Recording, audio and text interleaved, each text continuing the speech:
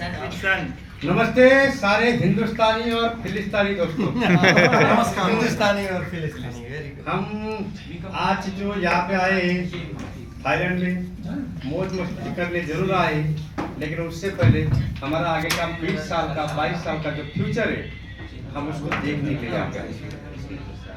दोस्तों ये जो अपॉर्चुनिटी हमें बार बार नहीं मिलती है, और खास शुरुआती के तौर में जब भी कोई अपॉर्चुनिटी स्टार्ट हो जाती है और वो अपॉर्चुनिटी हमारे पास आती है, तो इसका मतलब है उस अपॉर्चुनिटी के साथ आपका फाइनेंशियल सारा ड्रीम कंप्लीट होने वाला है। आपको उसको पकड़ना है। इसमें जितना किंतु परतु करते रहोगे उतना देर लगेगा, उतना आपसे हाथ से अपॉर्चुनिटी निकलता जाएगा। इसी में दो ही चीजें होता है, जो सामने उसको एक्सेप्ट करो, जो पसंद नहीं उसको इग्नोर करो। अगर आप हर एक प्रोजेक्ट को इग्नोर करते रहोगे तो कोयले को ढूंढते ढूंढते आपके हाथ से कब हीरा निकल जाएगा पता भी नहीं चलेगा। और ये बोर्ड चेन का जो प्रोग्राम है, हमने ऐसे ब्लॉकचेन बेस्ड प्रोजेक्ट देखे हैं, किए, उसमें किस तरीके से मैनिपुलेशन किया जाता है, किस तरीके से सेंट्रलाइज कंट्रोल रखा जाता है, वो सारी चीजें देखी है हमने। लेकिन इस बोर्ड चेन में वो चीजें हमें नजर नहीं आ रही है। बोर्ड चेन एक ऐसा प्लेटफॉर्म है, वहां पे कोई उसको मैनिपुलेट नहीं कर सकता। आज तक हमें ये कहा गया है, जब जब कोई बड़ा प्रोजेक्ट आया है, बड़े बड़े इन्वेस्टरों के द्वारा उसको दबाया गया है। मतलब अगर कोई सेंट्रलाइजेशन चालू हो जाता है, उसको दबाने के लिए पहला आता है बाइनर्स वाला, और उसको दबा के चला जाता है, क्योंकि उसको पता है हमारा मार्केट खा जाएगा। लेकिन इस सिस्टम में दबाने का मौका ही नहीं दिया है। क्यों?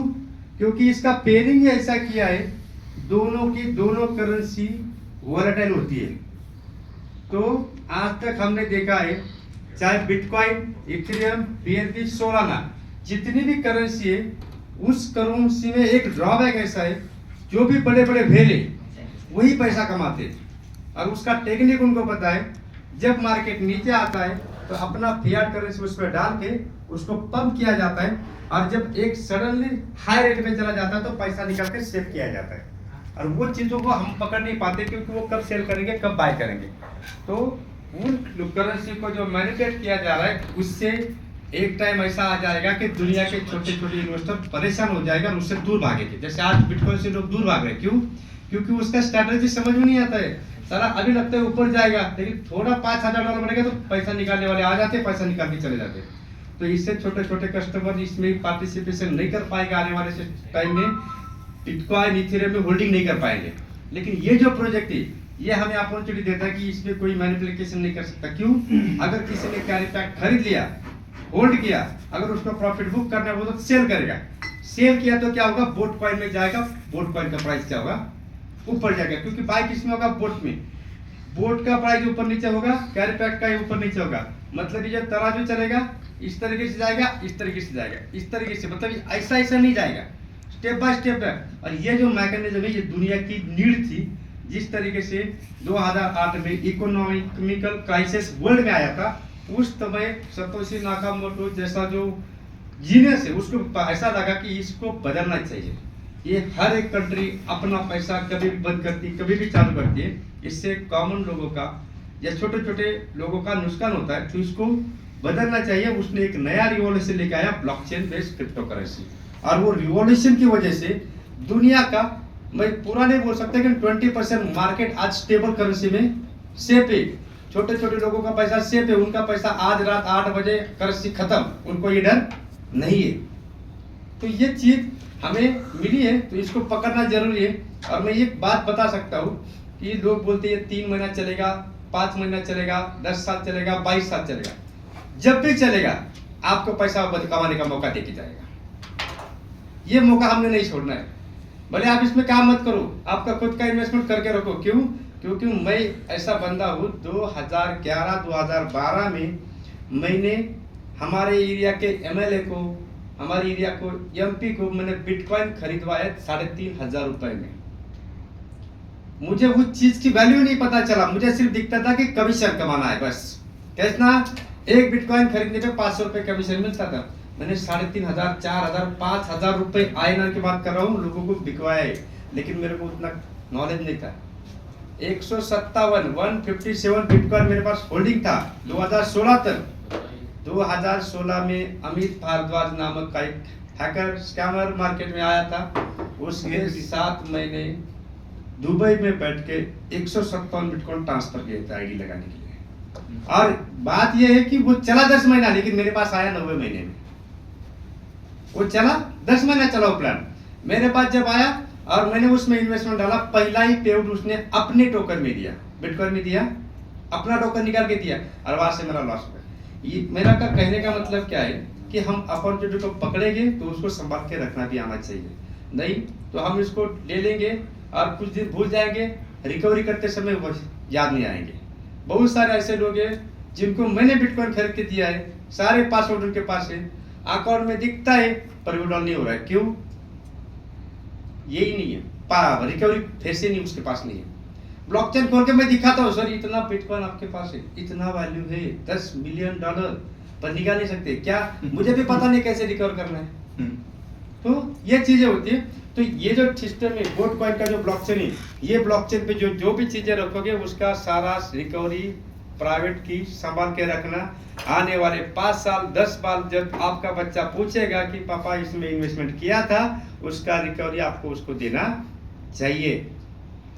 मैंने मेरा जो एक्सपीरियंस किया है 10 साल मेरे को इंडस्ट्री में हुआ है, मैंने बड़े बड़े प्रोजेक्ट में काम किया है। जावेद भाई जानते हैं, हमने जब भी काम किया है बड़ा ही काम किया है, $300 $500 ऐसा करोड़ों में काम किया है, मतलब $300 मिलियन $500 मिलियन ऐसा काम किया है। लेकिन वहां पे कुछ नहीं दिखता था, फ्यूचर सारा धुंधला धुंधला दिखता था, फिर भी उतना वहां पे धंधा किया था। तो इस अपॉर्चुनिटी को हम इग्नोर नहीं करेंगे। अगले 4 महीने में वापस हमारा कोई दोस्त आएगा, बोलेगा भाई ये कैरिपैट के लिए चलो थाईलैंड, फिर हम बोलेंगे यार हम तो जाके आए थे, लेकिन क्या आप नहीं किए। तो लोग आपको इनवाइट करें, इससे अच्छा आप ही लोगों को इनवाइट करना चालू करो। मेरे जिंदगी में जो भी सपोर्ट है कंपनी ने कॉमन लीडर के हाथ में दिया है। आज तक क्या होता था, कंपनी का जो पहला आईडी उसके पास ₹100 जाता था, फिर वो नीचे ₹10 भी निकाल के 90 देता था, फिर वो 80 70 करके करके 7वीं लेवल में 0 हो जाता था। और काम ये साथी लोग करते थे, डेवलपमेंट के लिए कोई सपोर्ट नहीं होता था, मीटिंग के लिए कोई खर्चा नहीं होता। लेकिन सिस्टम का आपको क्या बोल रहा है, आप मिनिमम 50 लोगों का मीटिंग अरेंज करो, पर पर्सन $15 सिस्टम आपको दे रहा है खर्चा करने के लिए। जरूरत नहीं हमें हमारा जेब से पैसा खर्चा करने की, और $15 अपने इंडिया में बहुत होता है। आप 4 स्टार होटल भी करोगे तो 1000 अंदर पर पर्सन खाने के साथ 4 घंटे का मीटिंग हॉल मिलता है नहीं मिलता है। तो यहाँ पे हम नॉर्मली लोकल का भी डेवलपमेंट खर्चा निकाल सकता है, यहाँ से सेमिनार का भी खर्चा निकाल सकता है। उसके बाद दूसरी बात अच्छी यहाँ पे लगी कि सेमिनार में हमें हमारी जबान नहीं चलानी है, सिस्टम की तरफ से एक प्रेजेंटर आएगा, वो लोगों को बताएगा। मतलब जैसे हमारे इंडिया में कहावत है कि अगर सोनार काम में छेद करे तो बच्चा रोता नहीं, लेकिन हम अगर काम को हाथ लगाएंगे तो चिल्लाना चालू करता है। उसी तरीके से हम ही मीटिंग ऑर्गेनाइज करके हम ही लोगों को प्रेजेंटेशन देंगे तो लोग सुनेंगे नहीं। तो इसलिए कंपनी ने किया है। तो अभी लोग हैं रमेश बिंदीकर करके मुंबई से, और एक आर्यन सर है, वो दोनों के दोनों लोग सुबह 8 बजे जूम लेते, शाम को 8 बजे जूम लेते। अगर आपको लगता है कि टेक्निकल सेशन रखना है तो एक दिन छोड़ के उस टेक्निकल सेशन भी आप ले लेते। इतना अच्छा सपोर्ट है, हमें दिमाग लगाने की जरूरत नहीं, दिमाग को ताला लगाना है, समंदर में चाबी फेंक देनी है, अगले 1 साल तक इसको प्रमोट करते रहना है। 1 साल के बाद आपके नीचे अगर 50,000 लोगों का कम्युनिटी बन गया ना, तो अभी उसके बाद इस सर ने बोला ना, वैभव सर ने, कि आपको 1 लाख रुपए पर डे कमाने का मौका मिल सकता है कम्युनिटी का गेमिंग। जब जैसे अभी किसी ने कहा कि ये कंपनी है 1 करोड़ का विड्रॉल दे दिए, एलजीनेस उसका नाम सबको पता है, ओरिजिन। मेरे पास 2 साल पहले आया था संजय बोरा लेके, जानते हो संजय बोरा को? कुछ कोई लोग, इंडिया का पहला आईडी थी, मेरे सामने आके बैठा था, 5 स्टार होटल में मीटिंग किया था।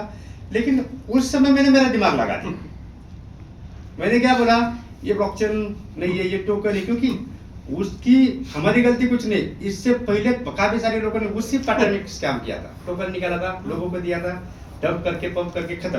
तो हम डरे थे, वहां पे किया नहीं, लेकिन आज भी वहां पे लोग पैसा कमा रहे हैं। वहां से एक ही बात सीखा, चलो गलती हो गया कोई प्रॉब्लम नहीं। एक बात क्या सुबह शुरुआत में एंट्री मिली, छक्के नहीं मारने, 1 रन बस निकालते रहना। ये अगर हमें समझ में आ जाएगा ना, तो अगले 1 साल में ऐसे प्रोग्राम हम इंडिया में करते रहेंगे अपने हेड पे, बड़े बड़े। क्या बात है। मैं यहाँ पे ये खत्म कर देता हूँ। धन्यवाद जी।